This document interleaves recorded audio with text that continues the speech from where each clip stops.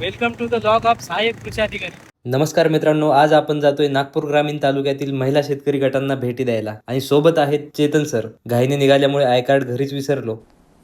Depression. खरडा या आपल्या पहिल्या गावामध्ये पोहोचलो। शेतकरी महिलांना यायला वेळ होता, तोपर्यंत वाट बघत बसलो आणि खेळीमेळीच्या वातावरणात बैठकीला सुरुवात झाली।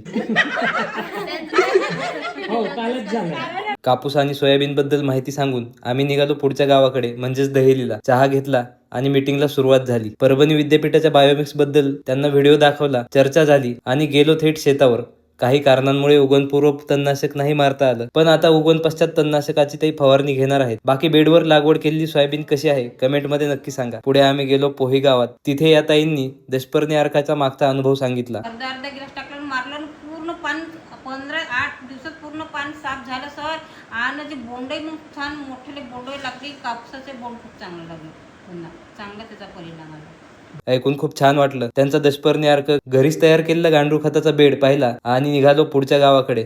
पण बाईक पंक्चर झाली व पंक्चर काढतानाच पावसाला सुरुवात पण झाली, त्यामुळे मीटिंग नंतर घेऊ असे शेतकऱ्यांनी सांगितलं व आम्ही निघालो परतीच्या प्रवासाला। तुर्तास एवढंच, भेटूया पुढच्या व्हिडिओमध्ये।